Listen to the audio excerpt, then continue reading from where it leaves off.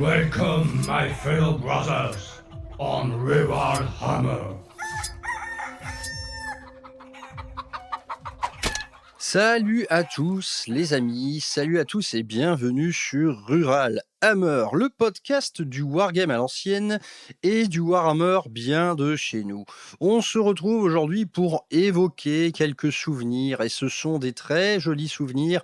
C'est la grande réouverture de la rubrique « Il était une fois mon hobby » qu'on n'avait pas vu depuis un petit moment. Et aujourd'hui, nous allons parler d'un petit jeu, un tout petit jeu, qui était un de mes plus gros coups de cœur de cette période de ma vie, le jeu Inquisitor. Inquisitor, qui était survenu au début des années fac, si mes souvenirs sont bons, peut-être toute fin de lycée. Bref, qui était survenu dans un contexte où on allait jouer de moins en moins parce que, l'entrée dans la vie d'adulte commençait solidement à se faire entendre. Les choses sérieuses commencent.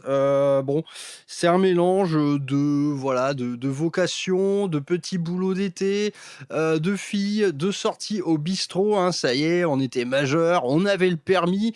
Ça commençait à faire absolument n'importe quoi. Bref, on s'éloignait un petit peu de Warhammer et de tout ce qui gravite autour.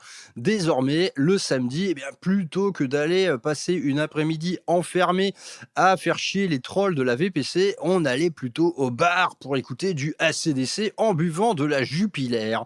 Bref, c'est tout. C'était les belles années. C'était encore l'insouciance en ce temps-là. Mais en tout cas, il y a eu un petit jeu qui a fait son apparition durant cette période. Et à l'époque, ce genre d'émergence, à vrai dire, il collait tout à fait au tableau. Nous étions dans un contexte où on ne prenait plus forcément le temps de transporter des mallettes de figurines entières pour passer même des week-ends entiers à faire les marioles sur une table de jeu. Inquisitor était la promesse de quelque chose de plus léger, un jeu d'escarmouche, moins contraignant, avec beaucoup moins de figues à acheter. Et tu vois, ça collait pas mal au tableau, quoi. On s'est dit, putain, pourquoi pas. En tout cas, je me souviens très bien de la sortie du jeu qui avait été annoncée en grande pompe dans le White Dwarf. Et en vrai, les premiers visuels d'Inquisitor, là, voilà, c'était OK, je veux faire ça. On était sur un tout nouveau jeu, sur un tout nouveau format très inédit pour Games Workshop. L'échelle des figurines passait à 54 mm. Autrement dit, à l'époque, on était dans l'époque des mini-marines encore. Autrement dit, c'était un truc de géant. On avait l'impression de jouer des géants. Cette échelle était déjà bourrée de promesses. Alors, ne serait-ce qu'en modélisme, également en peinture, parce que hormis les gabarits monstres, véhicules et tout, à l'époque, on était assez peu habitué à peindre des trucs à ce format-là. Pour ma part, en tout cas, je ne l'avais jamais fait. Il y avait déjà à l'époque quelques mecs qui faisaient du buste, par exemple. Il y avait des armées à Warhammer Battle qui regroupaient des grosses figurines, comme des dragons, des géants, etc. Mais une petite bande comme ça, inquisitoriale, à cette échelle de 54 mm, c'était tout à fait inédit. Et à l'époque, déjà, Game Workshop était très doué pour vendre du rêve. Et lorsqu'on a vu dans les pages de White Dwarf la gamme de figurines d'Inquisiteur et de leur suite, putain, coup de foudre absolument instantané. Donc ni une ni deux, on s'est mis à déjà acheter le livre et à se commander des petites figues. À l'époque, ces figurines, donc nous étions encore en francs, les figurines, ça tournait de mémoire entre 80 et 130 francs. Donc autrement dit, un budget à peu près de 15-20 euros pour des grosses figurines. Donc tout était encore en métal. En termes de modélisme, c'était parfois pas une mince affaire. Inquisitor, ça demandait quand même pas mal de tigeage, par exemple, pour que les bras tiennent solidement. Voilà, c'était l'époque figurine métal, super glue, etc. C'était absolument un autre temps en termes de figurines et en termes d'expérience, quoi. Mais en tout cas, Inquisitor, Honnêtement, visuellement, les premiers visuels dans White Dwarf, mais ils étaient éblouissants. Vous aviez vraiment des petites bandes qui s'affrontaient dans des décors gigantesques. Donc ni une ni deux, franchement, je suis allé au Game Workshop et de mémoire, je crois que j'avais acheté toute ma petite bande d'un coup suite à la lecture du livre. Et cette petite bande, eh bien, je l'ai encore, hein. Et à vrai dire, c'est absolument la dernière chose que j'ai peinte avant cet arrêt de plus de 15 ans. Quand je revois les figurines, je me dis: «Ah putain, le frère Maxou d'une vingtaine d'années, là, il était à son niveau maximum» et franchement, c'était pas dégueulasse, hein, ce que j'ai fait sur ma petite bande inquisitoriale. Je me demande si un jour, je vais pas la reprendre un petit peu, au pinceau, tu vois? Le donner un petit coup de vernis mat et puis reprendre bien, convenablement certaines choses que honnêtement, ces figurines, elles sont toujours aussi cool, hein. Vous regardez la figurine de l'inquisiteur Eisenhorn, mais waouh, putain, elle claque, quoi. C'était vraiment de l'excellent boulot. Donc parlons un petit peu, pour cette émission en tout cas, je vais revenir quand même pas mal sur le bouquin. Le bouquin, pouah, alors là, on est dans le All-Star Band, hein, là je l'ai sous les yeux. Vous voyez un peu le casting de la conception de ce bouquin. C'est simple, on a absolument toutes les pointures de l'époque. Donc déjà, c'est écrit par Gavin Thorpe et la conception artistique est signée John Blanche. C'est déjà, voilà, hein, on est quand même sur du sérieux. Gavin Thorpe est vraiment un excellent, je trouve, concepteur de règles. En termes de romancier, par contre, on y repassera. Mais en tout cas, tout ce qui accompagne la conception de ce livre, que ce soit la charte graphique, voilà, la couverture, les illustrations, la sculpture des figurines et l'équipe Heavy Metal qui a été en charge de la peinture, là, c'est simple, vous retrouvez tous les meilleurs, hein. Il y a vraiment tout le monde. Il y a John Blanche, Andy Chambers, Jervid Johnson, Rick Priestley, du côté des illustrations, bah, John Blanche naturellement, Alex Boyd, David Gallagher, Kopinski aussi, j'adore ce qu'il fait ce gars. Bref, on est vraiment sur un all-star band du livre de jeu et le résultat, c'est que ce livre, franchement, voilà, si on devait établir un top 3 des bouquins qui ont un peu parcouru ma vie de hobbyiste, celui-là, sans nul doute, il est sur le podium. C'est un bouquin de toute beauté en termes d'ambiance, en termes de charte graphique, en termes d'habillage. Vous avez, mais c'était incroyable et de toute manière, ça s'inscrivait dans le prolongement de ce gros bouquin de la V3 dont nous avons déjà parlé. On est dans le prolongement de tout ça. Si le bouquin de la V3 ouvrait le concept de Grimdark, Inquisitor, lui, allait enfoncer tous les clous possibles. On est quelque part dans l'ultime Grimdark. Et du coup, Inquisitor, ça nous raconte quoi? Pourquoi c'est autant grimdark? Comme son nom l'indique, naturellement, ça parle de l'Inquisition, mais ça va surtout aborder la grande question de la rivalité entre les différentes factions incarnées par les différents ordos, les ordos Xeno, Hereticus, etc. Inquisitor, ce sont tout simplement des bandes rivales d'inquisiteurs qui vont s'affronter et en termes de décor, on va bien souvent choisir les bas-fonds. Autrement dit, les lieux les plus crados de l'univers du 41e millénaire. Donc, le décor est planté dès les premières pages, à vrai dire. Et on se dit, putain, ils sont pas censés se battre entre eux, ces mecs, quoi. Ils font quand même partie de la même grande famille. Eh bien, à vrai dire, Inquisitor insiste lourdement là-dessus dès le début de l'ouvrage. C'est que tout ce que l'on vous a dit n'était que mensonge. L'Inquisition entière réunie sous la bannière de l'empereur, sous la bannière de l'humanité, c'est que du flanc, ces mecs ne cessent de se mettre sur la gueule. Donc le tout surmonté par un magnifique aigle bicéphale chevauchant un cerveau-crâne signé John Blanche. Bon voilà, ça tue, hein. Dès la première page de toute manière, ce bouquin tue. En tout cas, il y a un réel vœu là-dedans de déconstruire quelque part l'Inquisition. Donc c'est une œuvre déconstructiviste. Est-ce que Inquisitor est catalogué dans les ouvrages woke? Je ne sais pas.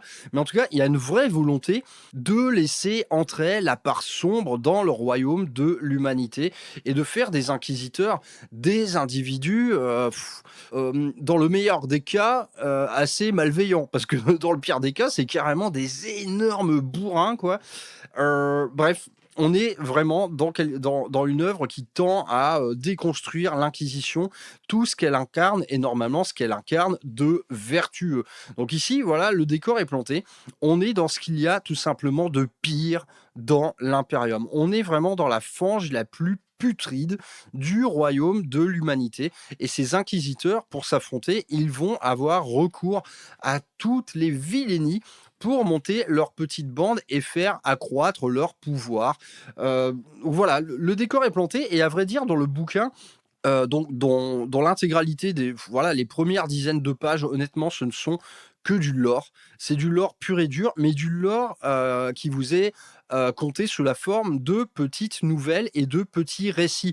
Il y a une chose à savoir, c'est que ce bouquin, Inquisitor, ne va pas en fait vous établir la narration de la création des différents ordos, dans quel contexte ça s'est créé et tout, l'ère de l'apostasie, etc. On oublie. Non, en fait, ça vous présente le truc de facto. C'est que, ok, même si tu connais pas grand-chose à l'Inquisition, nous, là, on va te raconter que, en fait, c'est quelque chose d'établi depuis très longtemps et c'est quelque chose bien, qui a été largement dévoyé par les abus de pouvoir, par le recours à la force injustifiée, on va dire.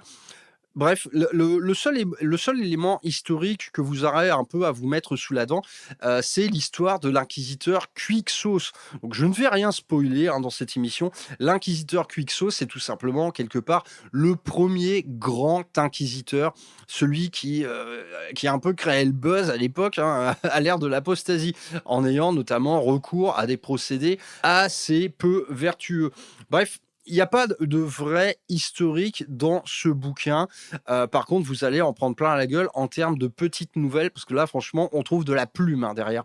On n'est pas du tout dans la catégorie roman de gare. Ce sont des histoires tout à fait palpitantes. Et honnêtement, je les ai lues et relus. À vrai dire, pour préparer cette émission, que je vous promets depuis un petit moment maintenant, je m'étais dit, ouais, ok, je vais relire le bouquin d'Inquisitor en diagonale, je vais en parler vite fait. Résultat, je l'ai relu en intégralité, c'était tout simplement, voilà, c'était joué d'avance, cette histoire-là. En tout cas, les premières pages de ce bouquin, c'est illustration de toute beauté et nouvelle, petit récit absolument palpitant. Cette parenthèse du lore dans le bouquin s'achève par une énorme double page représentant un narco-flagellant absolument furieux. Voilà, c'est excellent. Attendez, je vous lis le petit encart de texte, là, c'est absolument terrible.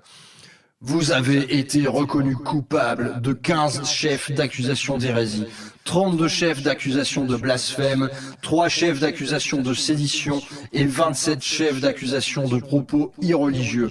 Vous avez commis des crimes contre l'empereur et le ministerium en pleine connaissance de cause et vous avez affiché un complet mépris pour la foi des autres. Vous n'avez montré ni remords, ni scrupules en commettant ces actes infâmes, mais vous avez été malgré tout condamné suite à votre confession lors de vos différents interrogatoires. J'ordonne donc que vous soyez emmenés hors de cette chapelle et placés entre les mains de l'Adeptus Mechanicus qui, avec l'aval de l'ecclésiarchie et le soutien de cette cour, vous administrera les rites de l'arco-flagellation. Puissiez-vous mieux servir l'empereur dans la mort que vous ne l'avez fait dans la vie. Voilà, en gros, à l'époque, tu sortais de procès, on t'injectait différentes drogues absolument tétanisantes. On fait de toi une espèce de serviteur de combat avec des armes greffées partout et tu vas faire partie gentiment de la petite bande d'inquisiteurs cet inquisiteur qui d'un simple mot va déclencher une espèce de boost hormonal dans ton corps qui va faire de toi une machine de guerre aussi décérébrée que ultra violente. Voilà, inquisiteur, c'est ça. Ensuite, vous avez un petit encart sur les bandes guerrières. En gros, quel genre de mec, en fait, à quel type de troupe a recours un inquisiteur pour monter sa petite bande. Donc, on en parlera plus tard lorsqu'on évoquera les figurines, mais vous avez l'embarras du choix. Et à vrai dire, à l'époque, c'était assez inédit. C'est ce que le bouquin de la V3 laissait entrevoir, le bouquin d'Inquisitor va complètement s'y immerger. Donc, on va avoir recours à à plusieurs choses dont on ne connaissait pas encore grand-chose à l'époque en termes de lore, que ce soit les arcoflagellants, les possédés par exemple, les mutants, les libres marchands, les mercenaires, les renégats de la garde impériale, toute une galerie de portraits hauts en couleur qui va s'incarner dans les petites bandes qui suivront votre inquisiteur. Évoquons maintenant un petit peu les règles. Donc, je ne vais pas rentrer en détail dans cette section, naturellement. En 2024, les règles d'inquisiteur, on s'en fout un petit peu, tout le monde s'en fout maintenant. Et à vrai dire, tout le monde s'en est toujours foutu. Ça, c'est quelque chose que j'ai appris après coup, c'est que ce jeu a honteusement bidé. Nous y reviendrons. Donc, Inquisitor commence à se jouer à l'époque. Déjà, c'est assez rigolo, c'est que dès la première page, ils vous disent prenez une calculette. Et oui, à vrai dire, une calculette, à moins, moi j'étais plutôt bon en calcul mental, à l'époque j'avais encore un cerveau de jeune vingtenaire, maintenant je suis un vrai atrophié du bulbe, mais en tout cas à l'époque, ouais, la calculette, ça pouvait être utile parce que Inquisitor, c'est d'office un petit peu matheux. À vrai dire, c'est la réunion un peu de deux univers. Vous avez un moteur de règles de base honnêtement, qui était limpide. La lecture de ces... Allez, il y a quoi? Il y a une trentaine, quarantaine de pages de règles. Honnêtement, les règles sont limpides. C'est très facile à comprendre. Mais il y a deux aspects assez fondamentalement opposés qui vont s'en mêler. D'une part, il y a l'aspect matheux. Parce que, par exemple, un inquisiteur tiré sur quelqu'un, ça va être promis à un nombre de bonus et de malus parfois extrêmement conséquents. Donc, les capacités des profils se faisaient en centaines. C'est-à-dire que, voilà, à Warhammer 40 000, on est de 0 à 6. Eh bien, à Inquisitor, on va de 0 à 100. Par exemple, une capacité de tir pouvait être de 76. Donc, pour réussir son tir, il fallait faire moins de 76 avec un des 100. Voilà. Et en tout cas, du coup, sur une marge de manœuvre pareille, de 0 à 100, vous vous doutez bien que les bonus et les malus allaient être très nombreux. Et donc, typiquement, un inquisiteur, marcher en tirant, eh bien, le simple fait de marcher allait vous faire un peu moins toucher. On va y revenir sur les différentes mécaniques, par exemple, de tir, mais honnêtement, c'est pléthorique. Et un petit calepin et une calculette à Inquisitor, c'était franchement utile. À côté de ça, à côté de cet aspect un peu matheux scientifique, Inquisitor introduit un maître du jeu. C'est-à-dire que vos parties allaient se dérouler à 3 personnes. Un adversaire contre l'autre, plus un maître de jeu. Donc ça vous est expliqué avant même d'aborder les règles. C'est, voilà, sur une page, vous avez tout simplement l'exemple d'un tour de jeu d'Inquisitor. Et durant ce tour, par exemple, il y a une espèce de dévot fanatique qui, en hauteur, allait jumper d'une passerelle à l'autre. Donc le mec sprint, jump, donc ça c'est soumis à des jets de dés, tout ça, et eh bien il se casse la gueule vraiment en contrebas et il meurt. Vous dites, ah putain, ça fait mal parce que voilà, votre personnage est tout neuf, vous dites, ah ok, je vais faire un truc de fou, je vais jumper d'une plateforme à l'autre, ensuite je vais dégainer mon arme et tirer sur le mec en contrebas. Et bien, dès la première action, le mec trébuche, se casse la gueule et meurt 6 mètres plus bas. Et là, voilà, ça vous est narré sous cette forme-là, sous la forme d'un dialogue. Le maître du jeu estime que c'est un peu ridicule. Et du coup, il prend la parole et il dit je pense que, poussé par son rôle, Malikan le dévot essaie de faire un effort.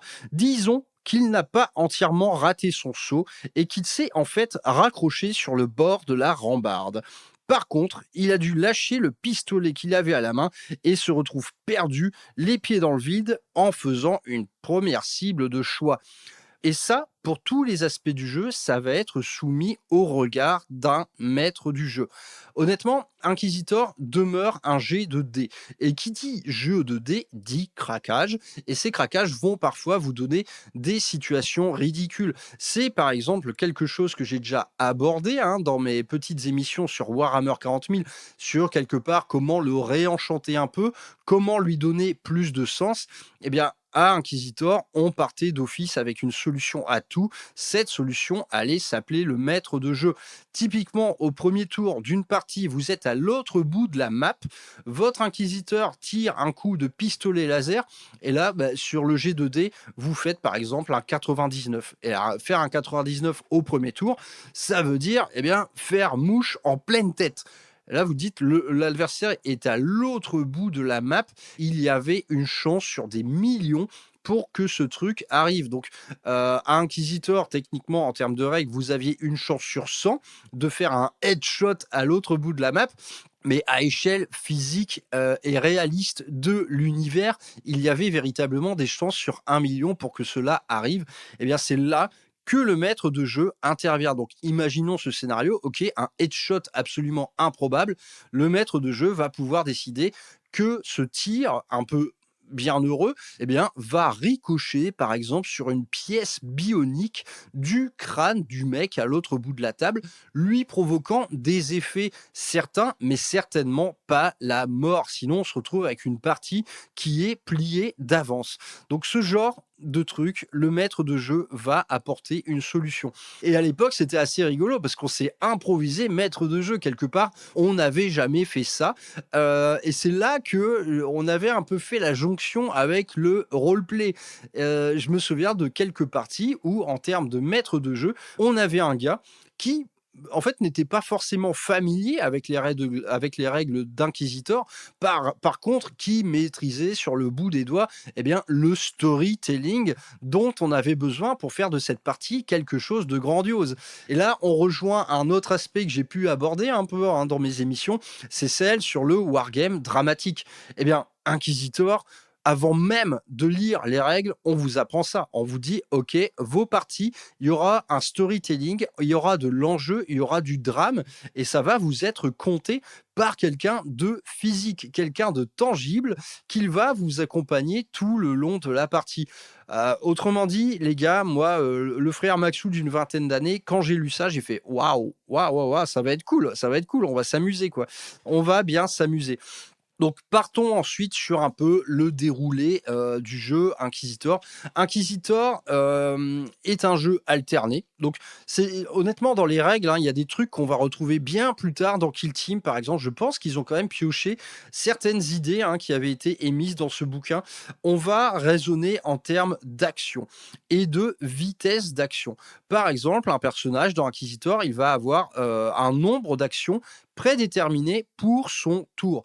Par exemple, un inquisiteur un peu fortiche va avoir 6 ou 7 actions, par exemple. Donc, une action, c'est tout simplement une action. Ça peut vouloir dire avancer, ça peut vouloir dire dégainer son arme, ça peut vouloir dire viser. Ouais, viser, c'est une action à part entière. Si on décide de tirer sans viser, ça va s'appeler un tir réflexe, qui sera beaucoup moins bon. Tirer, recharger son arme et d'autres trucs un peu plus techniques comme temporiser, observer les alentours, se mettre en état d'alerte. Il y a beaucoup d'actions faisables.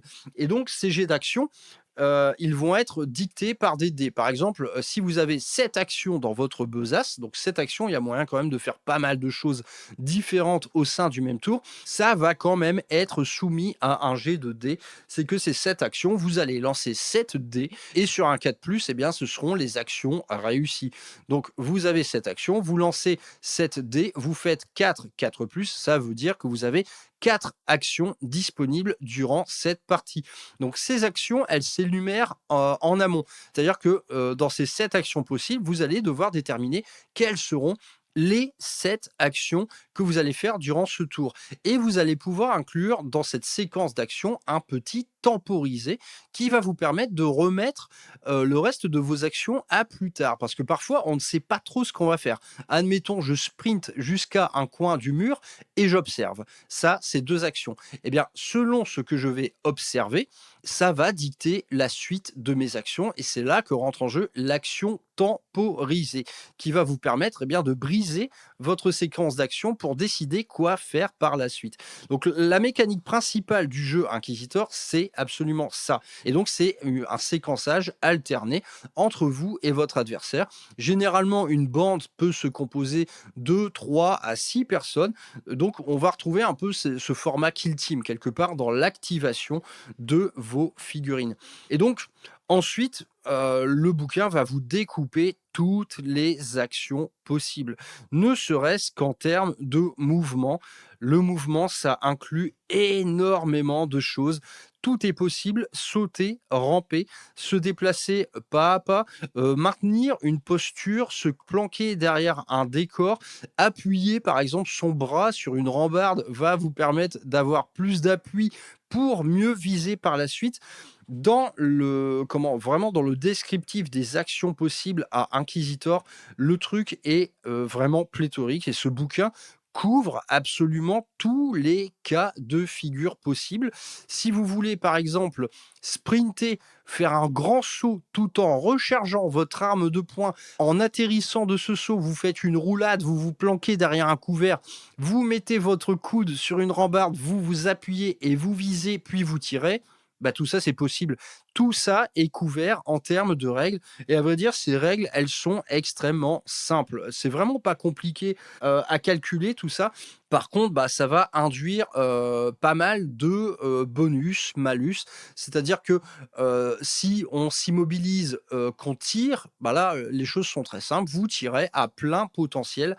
Par contre, bah, toutes les actions que vous aurez effectuées en amont vont influer sur le jet de dés à venir. Et donc là, on va parler des actions combinées. Les actions combinées, c'est ce qui va déterminer le calcul de bonus, malus, de mouvement, etc. Bref, je ne vais pas rentrer dans les détails, mais en gros, pour faire simple, à Inquisitor, tout est absolument possible. On n'est pas juste là avec des bonhommes en train d'avancer. Non, vous pouvez vous mettre accroupi, vous déplacer à couvert, vous pouvez vous allonger, vous pouvez ramper. Il faut quand même laisser parler son imagination lorsqu'on joue à ce jeu-là, parce qu'il couvre tous les types de postures, de physique, en gros, de toutes les réalités physiques qui sont celles d'un être humain sont couvertes en termes de règles. Donc ensuite, on entre un peu dans tout ce qui va être tir et corps à corps. Donc le tir, il est soumis à énormément de choses. Quand vous regardez le profil d'une arme, il y a énormément de choses à faire. Par exemple, le rechargement de cette arme. Combien d'actions ça va vous prendre de recharger une arme? Alors évidemment, le mec qui manie une arquebuse à poudre noire, il va un peu en chier pour recharger tout en faisant autre chose. Ne serait-ce que marcher en rechargeant, c'est pas très pratique. Et ensuite, bah, le tir, il est soumis mais à un tas de trucs absolument terribles. Déjà, par exemple, votre arme, est-ce qu'il y a des dispositifs dessus pour améliorer sa précision? Le simple fait d'y adjoindre un viseur va améliorer sa précision au tir. Ensuite, la taille de la cible, que vous cibliez un petit mec ou un gros, bah, ça va pas être pareil. Le tir en appui, quoi, hein, est-ce que vous vous appuyez sur un élément de décor pour ajuster votre cible? C'est vraiment énorme, c'est énorme.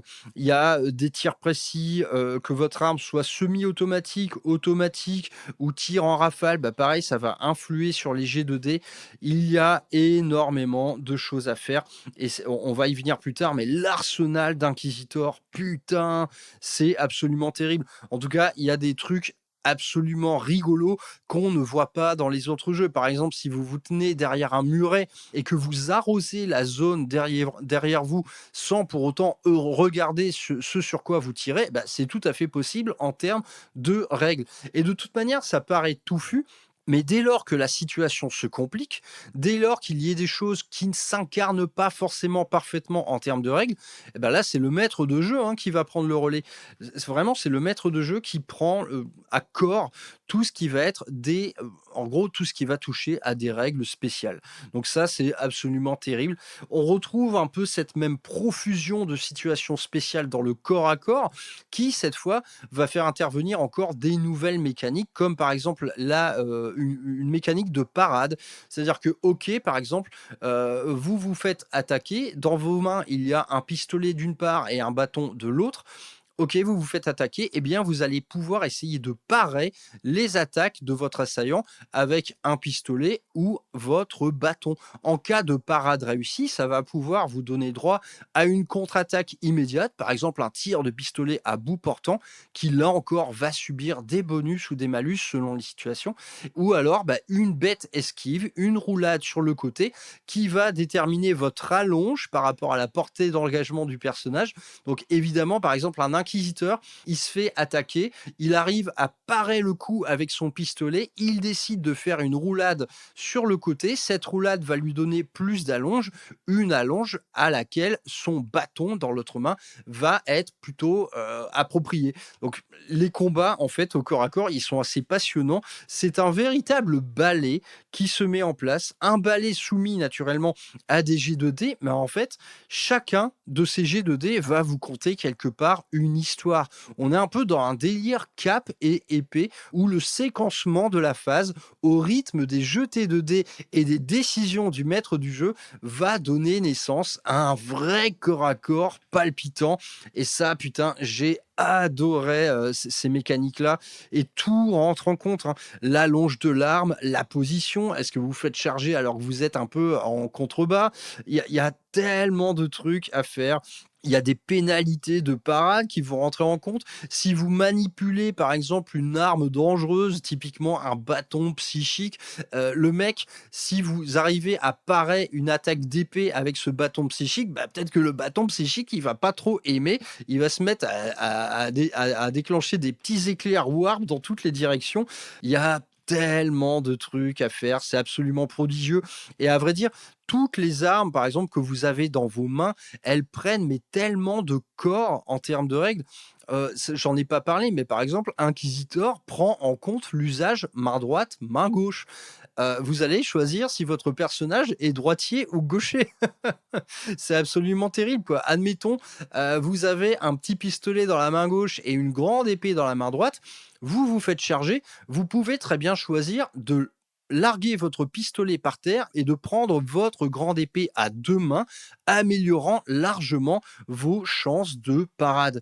Il y a beaucoup, beaucoup, beaucoup de choses à faire là-dedans. Et ensuite, dès lors qu'on rentre dans des situations compliquées comme le corps à corps multiple, c'est-à-dire, OK, il y a un petit pogo de 4 personnes, eh bien là, c'est le maître du jeu qui va vraiment intervenir assez longuement. Là, on a encore un petit exemple en termes de narration dans le livre de règles, c'est qu'il y a un gars qui arrive à parer un coup mais énorme avec une longue épée. Cette longue épée, elle fait un jet de parade dangereux, tant et si bien, qu'elle part complètement sur le côté. Eh bien, il y a des chances que cette parade vraiment cinglante, elle puisse blesser quelqu'un qui se tienne à vos côtés, quoi. Lui fauchant, par exemple, une jambe. Donc on se retrouve avec des situations vraiment terrible et j'aime bien, ouais, j'ai choisi le terme de ballet, mais c'est à vrai dire, c'est exactement ça, quoi. Les affrontements deviennent une espèce de ballet où, suite à un coup reçu, vous allez pouvoir tanguer de côté, trébucher contre un élément de décor par terre, genre une caisse de munitions, vous retrouver allongé sur le dos, votre adversaire va en profiter, mais celui à côté de vous va tenter de parer le coup. En vrai, c'est infini, quoi. C'est infini le nombre de possibilités qu'il y a et en plus, donc le bouquin est suffisamment bien fichu pour couvrir la quasi-intégralité de ce genre de situation, mais vous avez ce relais infiniment précieux qui est celui du maître de jeu. Ensuite, on va aborder la partie blessure et récupération. Donc là, encore une richesse terrible, ne serait-ce que la localisation quand on se trouve à couvert. Inquisitor aborde une partie franchement anatomique dans sa mécanique de règle de jeu, c'est que vous pouvez très bien être à couvert à partir de votre abdomen. Donc ça veut dire que vous ne pourrez pas recevoir de dommages à vos jambes. Donc tout est découpé. Vous avez la tête, la poitrine, l'abdomen, naturellement les deux bras, les deux jambes et le bas-ventre. Ils n'ont pas poussé le vice jusqu'à pouvoir recevoir un tir de mortier dans les couilles, mais, mais honnêtement, l'intention y est. Et là encore, par exemple, un jet un peu critique au bas-ventre, le maître de jeu peut très bien décider que vous voyez la suite. Bref, encore une fois, vraiment des règles énormément diverses. Et donc les types de couverts, vous allez pouvoir laisser les parties de vos corps que vous allez choisir émergentes. Vous pouvez très bien choisir de laisser juste votre tête émerger d'un mur. Et également, le type de couvert va être régi à la nature des matériaux. Que l'on prenne couvert derrière une barrière en bois ou de l'armaplast ou du lithobéton ou que sais-je, ça va pas avoir la même valeur d'armure. Et idem, lorsque vous allez construire vos fiches de personnages, il faudra bien dire sur mon bras gauche c'est du tissu, sur mon bas droite j'ai une petite carapace. Malheureusement, mon bas-ventre est à découvert, tu vois, le petit crop top du 41e millénaire. Bref, on va y revenir, mais la création de personnages, c'est une des phases les plus importantes d'Inquisitor. Et en termes de dégâts reçus, ben là, pareil, c'est l'opulence. C'est absolument l'opulence. Que vous subissiez une brûlure ou une blessure liée à un tir de plasma, ça va pas du tout s'incarner du tout en termes de règles.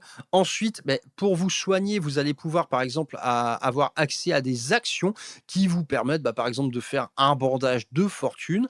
Parfois, certains personnages vont être équipés même d'un petit kit médical qui va leur permettre de soigner une brûlure. Donc, par exemple, en termes de règles, une brûlure à Inquisitor, ça va vous infliger des dommages à petit feu durant toute la partie. Vous êtes un grand brûlé, le truc vous fait mal, eh bien c'est normal, vous allez souffrir plus longtemps, mais à moindre échelle.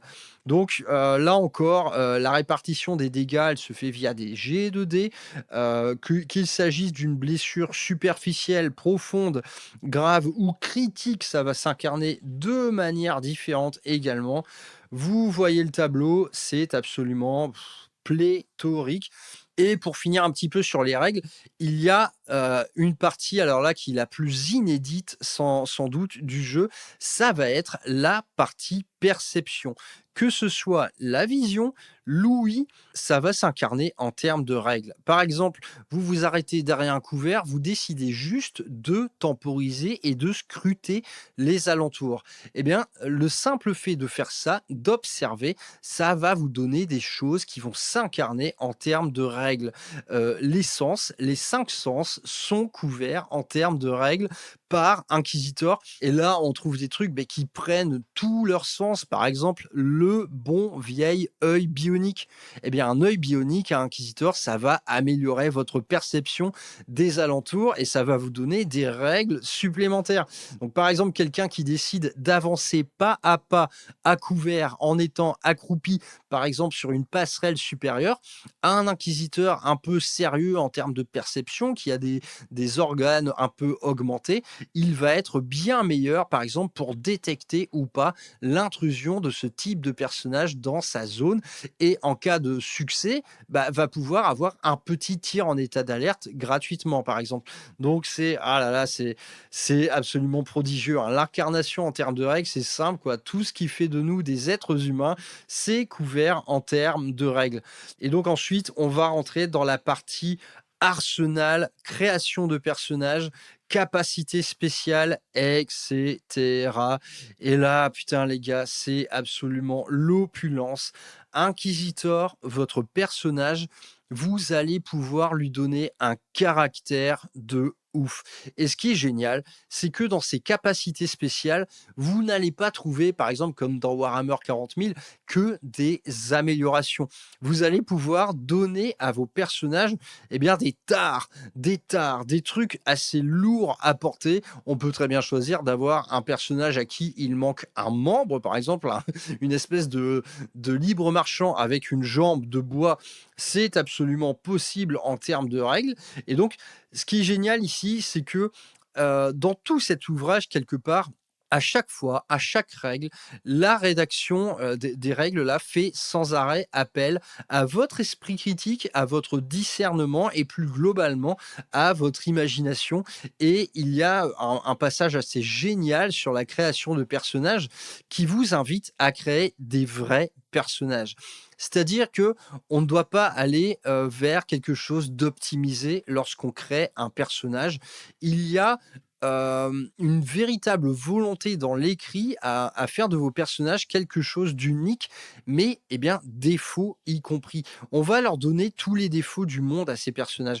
On est sur des hommes de main parfois absolument répugnants. Ils ne peuvent pas être des guerriers parfaits. Et donc, c'est un truc qui est écrit par Jarvis Johnson et putain, on retrouve tellement cet esprit du jeu, eh bien, à l'ancienne, tu vois, que j'essaie de vous transmettre via Rural Hammer, mais Inquisitor, mais c'est le best-of de tout ça. C'est le best-of de toutes ces valeurs un peu narratives qu'on essaie de promouvoir. Et à vrai dire, c'est encouragé même par la rédaction des règles. Des règles un peu, même si parfois elles sont techniques, un peu pointilleuses, elles ne perdent jamais de vue ce cap-là qui est vraiment de donner du corps à ce que vous faites. Quand vous donnez à votre personnage un pistolet fuseur, ce pistolet fuseur, vous pouvez lui donner une histoire à part entière. C'est-à-dire que vous allez pouvoir choisir qu'il s'enraye un peu plus facilement ou tout simplement qu'il a tendance à chauffer assez vite, pouvant même vous provoquer des blessures à la main. Et donc, dans cette rédaction de personnages, dans cette création de personnages qui seront les vôtres, à vrai dire, c'était pas mal de boulot. La fiche personnage, mais elle est pléthorique et ne serait-ce les mecs que la partie équipement. Mais là, on trouve absolument tout ce qu'il est possible de trouver. Ça va du coutelas rouillé à l'arme gravitationnelle, à l'arme à monofilament, à l'arme à aiguille. On y trouve en plus des armes assez spéciales qui sont liées par exemple à l'histoire de chaque ordo. On y trouve des trucs, mais vous pouvez choisir de vous équiper de véritables pétoires, hein. Vraiment quasiment des fusils de chasse avec de la poudre noire, des trucs mais complètement foireux. Et donc là, on insiste bien là-dessus, c'est que parce que Inquisitor n'est pas soumis à, par exemple, des coups en point. Il n'y a pas de coups en point. C'est juste, on vous encourage à créer quelque chose de cohérent, à créer quelque chose de naturellement équilibré. Et en vrai, même vos personnages les plus foireux, vous pouvez très bien les rendre potentiellement dangereux. Par exemple, un mutant, le profil de base d'un mutant est tout à fait mauvais. Par contre, bah, ce mutant, il peut par exemple transporter des charges explosives qu'il va pouvoir choisir de poser là où il veut, mais également des charges explosives bah, qui risquent de dérailler un peu dès lors qu'il fait face à un tir de barrage. Il y a tellement de choses à faire. Et je ne vais même pas l'aborder là, il n'y a pas le temps quoi. Mais si on rentre dans les capacités spéciales, là, les mecs, tout y passe, hein. C'est-à-dire la télékinésie, le champ de force, le type d'armure, les hexagrammes, les boucliers. Est-ce que votre personnage est, par exemple, est ambidextre? Est-ce qu'il sait se servir aussi bien de sa main droite que de sa main gauche? Est-ce qu'il a un cerveau augmenté? Est-ce qu'il a des bioniques dans les jambes qui vont lui permettre de courir plus vite? Est-ce qu'il a des mécadendrites plantés dans le dos? Est-ce que sur lui, dans sa besace, il a des stimulants de combat, des gaz, des toxines, des virus? Est-ce qu'il a une grenade hallucinogène? Est-ce qu'il a des incapacitants, des asphyxiants? Est-ce qu'il a une trousse de premier secours? Est-ce qu'il est servi par un petit tracker psychique cerveau-crâne? Est-ce qu'il a une coiffe psychique? Est-ce qu'il a un infrascope? Est-ce qu'il a un scan d'ospex? C'est infini en vrai, hein. C'est vraiment infini. Et donc, dans cette section, créez vos personnages, donc là qui est signé Jarvis Johnson, donc ça fait plaisir. Donc là, on a absolument toute la petite bible de la création de personnages. D'où viennent-ils? Sont-ils puissants? Alors, ça, c'est intéressant à lire. Je vous lis ça là. Vos personnages sont-ils puissants? Certains personnages sont plus puissants que d'autres, et c'est à vous de décider à quel point ils le seront. Par exemple, un personnage avec un pistolet laser, un faible profil et pas de compétences n'est que de la chair à canon, alors qu'un Space Marine avec des caractéristiques au-dessus de 100, de l'équipement et des pouvoirs psychiques est une force avec laquelle il faudra compter. Vous trouverez dans cette section un barème qui vous aidera à juger de la puissance d'un personnage. Vous devez aussi déterminer quelle est l'importance de votre personnage dans le scénario. Est-ce un personnage principal ou est-ce un second rôle? D'une manière générale, plus il est puissant, plus il sera important dans l'histoire et plus il aura d'impact dans le jeu. Donc ça, je pourrais vous lire les pages entières. On est vraiment dans l'encouragement narratif à tous les niveaux. Comment s'appelle-t-il? Qui doit créer les personnages? Donc là, en fait, c'est carrément dans l'établissement d'une bataille d'inquisiteur, on peut très bien dire donc vous présentez vos figurines au mec, au maître de jeu et en fait, c'est le maître de jeu qui va pouvoir rédiger les profils de chacun de vos personnages. Donc là, c'était un moyen aussi de jouer. Nous, à l'époque, on créait nous-mêmes nos propres personnages et le maître de jeu, bien, composait avec. Bah, néanmoins, il jetait un petit coup d'œil à nos fiches. Il disait parfois: «Ah, ça, c'est un peu trop puissant, tu devrais l'enlever», et blablabla. Bref, il y avait une espèce d'équilibre naturel qui se faisait par le dialogue. D'ailleurs, ce dialogue qui est vraiment une notion fondamentale du jeu Inquisitor. C'était à chaque fois la négociation permanente. On essayait de soudoyer le maître de jeu dès lors qu'on faisait face à quelque chose d'un peu moyen narrativement. Mais en tout cas, il y avait beaucoup de dialogues dans Inquisitor et des dialogues qui ne se contentaient pas d'évoquer des G2D. Voilà, on ne demandait même pas à notre adversaire quelle était son endurance quelque part. Ça, c'était vraiment une autre manière de jouer et je pense que ce bouquin l'incarne parfaitement. Mais en tout cas, bien créer des personnages, c'est bien joli, c'est bien beau, c'est même en fait tout le sel du jeu, mais comment Inquisitor vous proposait également de jouer avec des personnages clés en main. Et à vrai dire, c'était des personnages qui s'incarnaient au travers de la gamme de figurines. Donc, honnêtement, on a joué un moment avec ces personnages préconçus qui étaient absolument charismatiques. C'est-à-dire que c'était une belle source d'inspiration en vérité pour ensuite créer les nôtres. Donc, je vais prendre l'exemple de l'inquisiteur Covenant, qui était un personnage assez mythique de cette gamme de figurines superbes. Donc, par exemple, un personnage, donc il y a un profil préétabli. Donc, ce profil, c'est là que c'est intéressant, c'est que un profil d'inquisiteur, ça vous donne, si vous voulez, un profil calculable. Donc, dans Inquisitor, on trouve capacité de combat, capacité de tir, force, endurance, initiative, vitesse, perception et également sang-froid. Ça, les jets de sang-froid, c'était assez marrant. Les jets de commandement, et j'en passe, il y en avait beaucoup. Et en gros, ce profil, vous pouviez le calculer au début de la partie de manière aléatoire.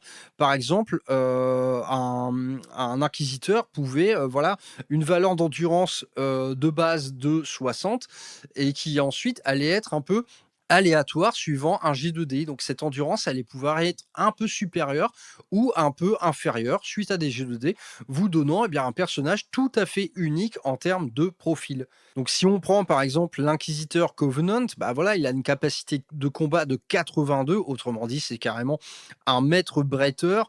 Il a une endurance de 67, tu vois, il est un petit peu fragile, ça reste un humain tout simplement, et il avait un sang-froid de 93, donc autrement dit une machine froide, un mec vraiment qui résolu quoi. Et donc chacun de ces personnages vous est présenté avec un petit lore tout simplement, et ensuite par exemple vous regardiez la liste des équipements. Alors falchion énergétique, psycanon monté sur l'épaule avec un UIC, un fusil à pompe avec 20 cartouches de mitraille et 20 cartouches Hellfire. Donc là aussi, le choix des munitions est important dans Inquisitor. On peut choisir de recharger tel ou tel type de munitions. Un pistolet bolter avec un chargeur de rechange et 5 bolts Metal Storm. Armure carapace sur la poitrine, l'abdomen et le bas-ventre. Armure par balle sur toutes les autres localisations, sauf la tête qui est à nu. Vous voyez, ce type de profil de personnage, ça vous en dit long quand même sur la richesse de jeu. Et à vrai dire, avant de commencer à rentrer dans la création de personnages purs et durs, l'accès à toute cette brochette de personnages préétablis était quand même très pratique. Et donc, on va commencer à parler un peu des figurines.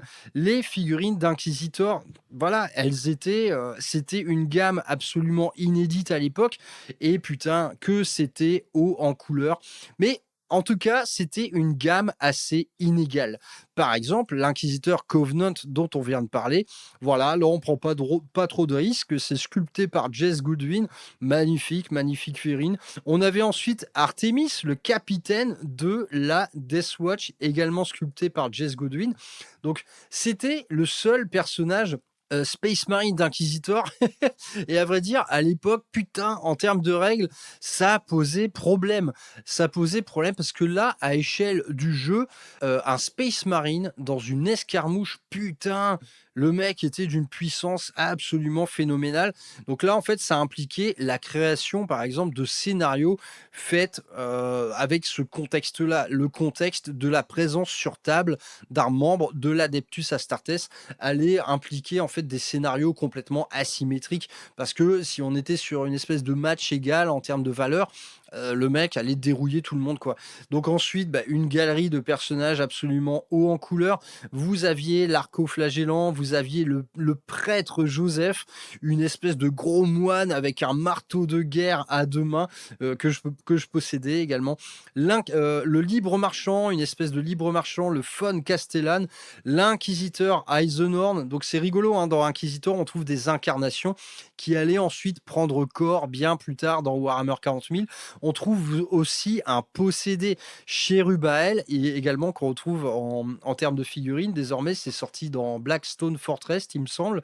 Vous avez une espèce de pistolero, une espèce de, voilà, de mercenaire sans foi ni loi qui sort tout droit d'un film de Sergio Leone.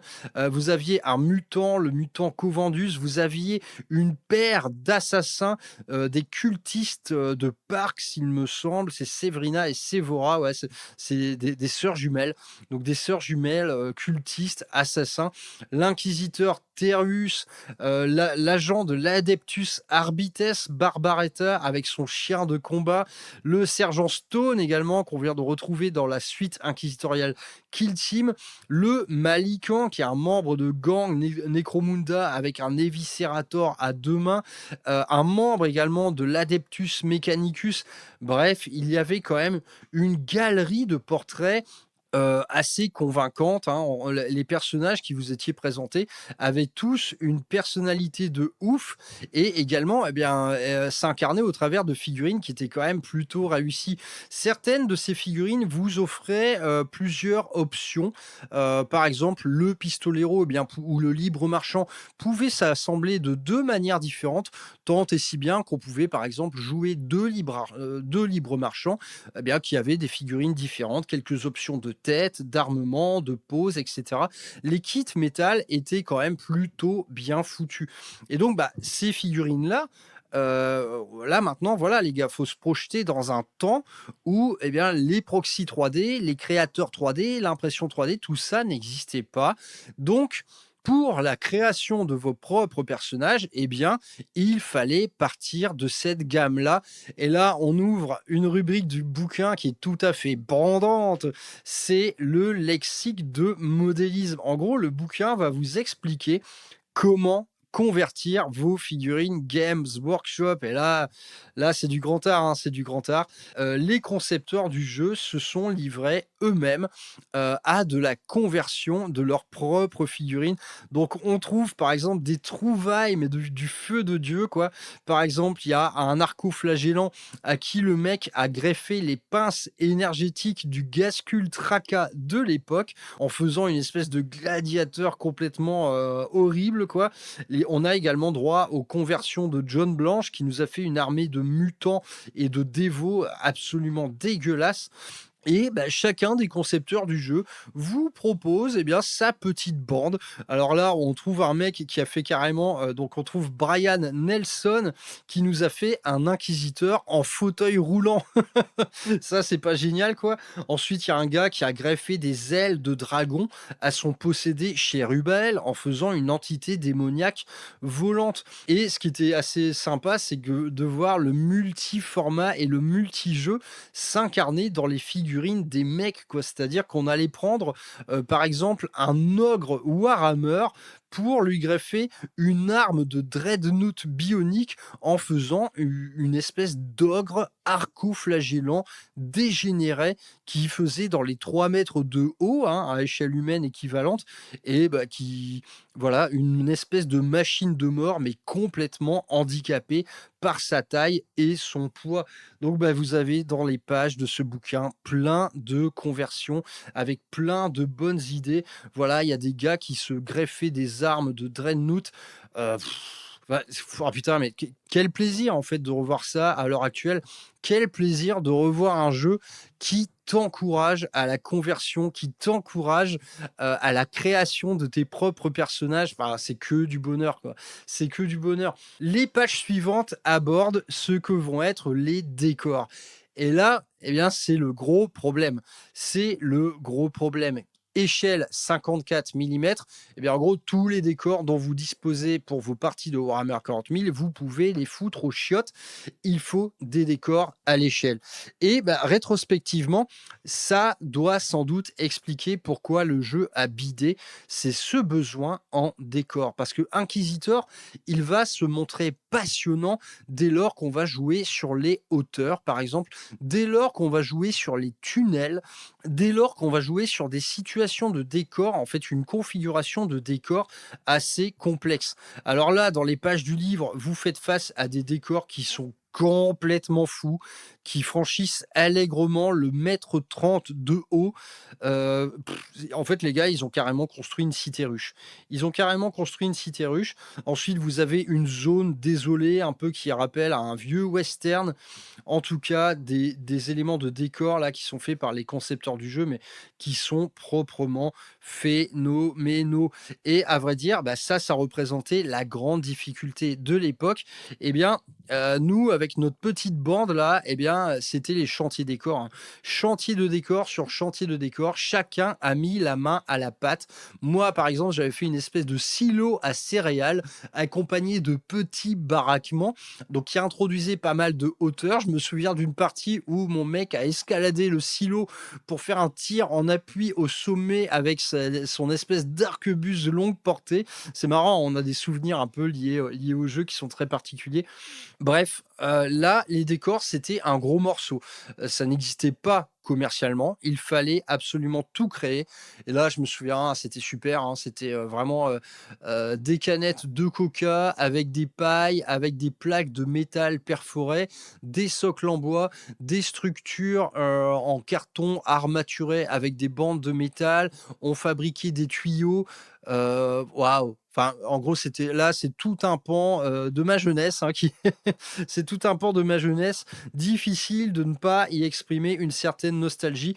Mais en tout cas, si le jeu n'a pas eu de succès, je pense que c'est en partie à cause de ça. Inquisitor impliquait une configuration et une logistique de création de décors qui était quand même assez lourde à porter. Et à vrai dire, il y avait quelques parties qui avaient souffert de ça à l'époque. C'était du manque de décors, du manque d'interaction possible avec des décors. Ça servait à rien de s'affronter sur une plaine, hein. À Inquisitor, c'était un jeu quand même un peu létal. C'est-à-dire que vous finissiez très vite en mauvais état. Au tour 3, vous aviez souvent plusieurs pruneaux plantés dans le corps, hein. Vous avez à la fois un bras brûlé, une balle dans la cuisse gauche, vos bioniques oculaires qui se sont pétés dans votre crâne. Enfin, en gros, on finissait souvent en mauvais état, hein, Inquisitor.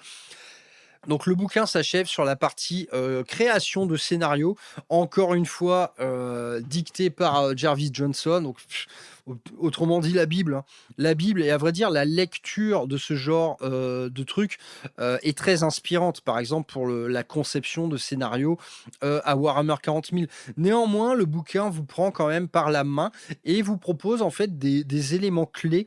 En fait, ça introduit voilà plusieurs concepts. Allez, j'en prends un complètement au pif, le Space Hulk Ograron. Ce vaste conglomérat d'épaves de vaisseaux spatiaux compressés les unes comme les autres dans l'espace warp a dérivé jusque dans une section de l'espace sous contrôle impérial. Un trafiquant l'aborde pour le piller et tombe nez à nez avec des membres de l'Ordo Xeno qui l'étudient depuis plusieurs mois. Peut-être ne sont-ils pas seuls à bord. Donc c'est rigolo, on retrouve un petit côté boarding action. Et ben voilà, en gros, il vous propose plusieurs idées de décors plantés. Mais à vrai dire, dans décors plantés, il y a décors. Et ben c'est comme si c'était évident de fabriquer un Space Hulk à échelle 54 mm, hein. C'est quand même assez chaud. Ensuite, la partie d'après, bah, toujours signé Jarvis Johnson, c'est comment créer sa propre campagne. Donc on peut très bien lire le mot de la fin. Le mot de la fin, fin de Jarvis Johnson. J'espère que mes quelques suggestions vous ont inspiré et donné envie de vous lancer dans votre propre campagne narrative. Mettre en chantier un tel projet est une tâche sérieuse car elle peut impliquer une quantité prodigieuse de travail avec les inévitables retombées sur votre vie de tous les jours. À l'époque, mes résultats scolaires ont quelque peu souffert des campagnes auxquelles j'ai pris part. Si vous parvenez à tout mener à bien, vous vivrez une expérience que vous n'oublierez jamais de toute votre vie de joueur. Et peut-être que, comme moi, on vous demandera d'en reparler 25 ans plus tard. Amusez-vous bien avant tout, Jarvis Johnson. Bon voilà, vous voyez un petit peu l'esprit. Et c'est assez cool d'ailleurs. Les concepteurs dans ce bouquin, on leur donne la parole. Tous les concepteurs ont droit à leur petit texte, à leurs petits encarts. En gros, ils vous disent ce qu'ils pensent de ce jeu, ce qu'il peut vous apporter. Ils vous encouragent en fait sur pas mal d'aspects de ce que fut Inquisitor. Donc bah voilà, on s'arrête là un peu pour la découverte du bouquin, mais Inquisitor, bah c'était quand même un gros pavé, hein. C'était quand même un gros pavé, un bouquin finalement qui est beaucoup plus digeste qu'il n'y paraît. Les règles, voilà, elles peuvent paraître très pointues, mais dans la mécanique globale, elles sont assez faciles à aborder. En fait, là où ça devient pléthorique, c'est sur l'aspect équipement, arsenal et variété d'actions. Tout type d'action est possible à Inquisitor et au moindre doute, dès lors que les règles semblent ne plus suffire, eh bien le maître du jeu entre en compte. D'ailleurs, il y a toute une partie du bouquin qui est dédiée à ce maître du jeu. En gros, les concepteurs lui parlent, ils lui expliquent comment être un bon maître du jeu, voilà, de manière naturelle. Bref, Inquisition, c'est tout simplement un énorme champ libre à l'imagination. Tout au long de la conception, de la rédaction des règles, on ne ferme jamais cette porte. En gros, les règles, faites-en ce que vous voulez. Nous, on a bien bossé pour vous fournir un moteur de jeu qui soit exploitable, mais pour le reste, c'est vous qui aurez le dernier mot. C'est votre maître du jeu qui va décider si telle ou telle règle est suffisante ou pas, ou si elle mérite de s'incarner plus profondément inscrite dans une narration. Bref, quelle bouffée d'air frais, hein, quelle bouffée d'air frais 20 ans plus tard de rouvrir ce petit bouquin d'Inquisitor. À l'époque, c'était vraiment ça, c'était vraiment la fraîcheur. On avait joué à Warhammer 40 000 V3, mais de manière assez intensive pendant 3 à 4 ans. Warhammer Battle, j'en parle même pas. Le jeu, on l'avait poncé, mais de A à Z. Et bah, Inquisitor a débarqué dans ce contexte-là, dans ce contexte où les jeux de base avaient une durée de vie très longue. Et à vrai dire, bah, à l'époque, ça prenait tout son sens. Moi, je me souviens, au bout d'un moment, j'en avais un petit peu marre de Battle et de 40 000. J'estimais, voilà, j'ai fait le tour de mes armées. À l'époque, on n'était pas du tout dans la multiplication des projets, hein, bien sûr. Moi, j'avais une armée Battle et deux petites armées 40 000. Autrement dit, bah, sur 7 à 8 ans de jeu, j'en avais quand même largement fait le tour. Et Inquisitor a popé à ce moment-là, a popé à ce moment où bah, on avait plus ou moins trop poncé les jeux de base. On avait plus non plus le rythme de vie qui nous permettait d'accorder autant de temps au wargame. C'était tout simplement le jeu idéal pour cette petite période de ma vie qui a été l'entrée dans le cycle supérieur.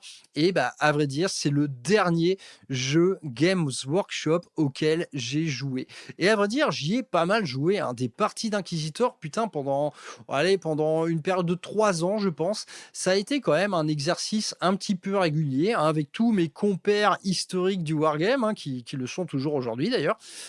On y a quand même pas mal joué. J'avais rencontré également d'autres joueurs, hein, quand j'avais fait mes études en Belgique, par exemple. J'avais rencontré une petite asso où ça jouait à Inquisitor, où l'asso avait construit un grand décor, hein, une espèce de ruche.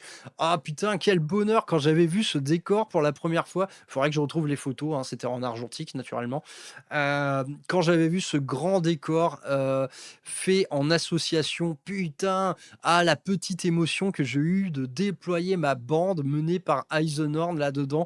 Ah, c'était fabuleux, c'était fabuleux. Et que de souvenirs de jeu à Inquisitor. En fait, dès lors que on soit inscrit dans ce que j'ai appelé par exemple le wargame dramatique, dès lors qu'on soit inscrit dans une vraie narration en termes de jeu, les souvenirs, eh bien, ils sont là et ils restent. Vous avez des actions de jeu qui vont demeurer à tout jamais. Donc ça, je traîne ça depuis 20 ans. Je traîne tout un petit bagage de souvenirs, de jeux, de petites anecdotes de jeux liés à Inquisitor. Et c'est tout à fait charmant. Mais en tout cas, Inquisitor, le livre, ça existe toujours. Ma bande, je l'ai toujours. Est-ce que c'est possible d'y jouer? Non, moi je vais pas fabriquer des décors à 54 millimètres, faut pas déconner. Je n'ai pas le temps. Mais encore une fois, la dernière fois j'ai fait un petit appel aux joueurs Kill Team. Et bien cette fois, je fais un petit appel aux joueurs d'Inquisitor. Est-ce que vous existez encore, les gars? Est-ce que parmi vous se cache un gars qui a gardé, par exemple, les décors qu'il a construits il y a 20 ans? Eh bien, si tu existes, mon poteau, contacte-moi. Contacte Brother Maxou sur Instagram ou connecte-toi au Discord de Rural Hammer. Je serais ravi de parler un petit peu d'Inquisitor avec toi et pourquoi pas de s'organiser une petite partie. Honnêtement, j'ai relu le livre de règles, je suis plutôt au point là. Je suis plutôt au point. Donc pourquoi pas un jour se refaire une petite partie d'Inquisitor? Pourquoi pas reprendre un petit peu mes vieilles figurines, leur donner un petit coup de peinture en plus avec mes talents plus actuels, on va dire. Tout ceci trotte un petit peu dans ma tête. Donc si toi aussi tu as envie de renouer un peu avec la Sainte Inquisition et de te battre dans les bas-fonds d'une cité ruche, eh bien pourquoi pas redonner corps à tout ça lors d'un petit meeting Rural Hammer à la maison? Ah, ça me plairait bien, ça me plairait bien. Bref, vous l'aurez compris, Inquisitor, ce ne sont que de bons souvenirs et c'est un gros bouquin tout à fait référentiel, au même titre que celui de la V3 de 40K, hein, d'ailleurs. On est vraiment sur une paire de bouquins absolument complémentaires en termes d'ambiance, en termes d'habillage graphique, en termes d'ambiance un peu décontractée également dans les règles, quoi.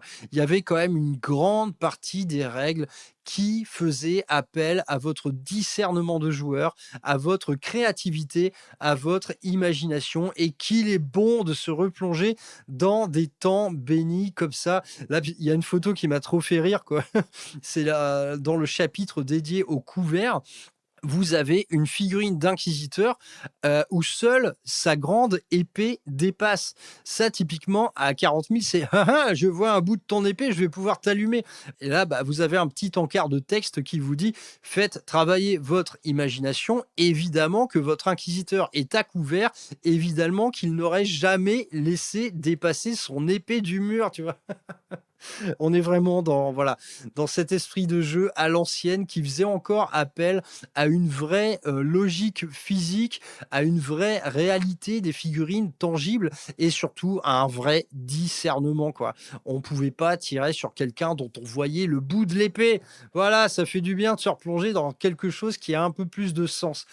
Voilà, c'est tout pour cette petite émission légère comme tout. À vrai dire, je ne l'ai pas vraiment préparé autrement qu'en lisant le bouquin. Ça devait être assez pêle-mêle, mais néanmoins, le sentiment, il est extrêmement positif. Inquisitor, c'était de bien belles années et c'est un bien beau bouquin que je chéris toujours autant.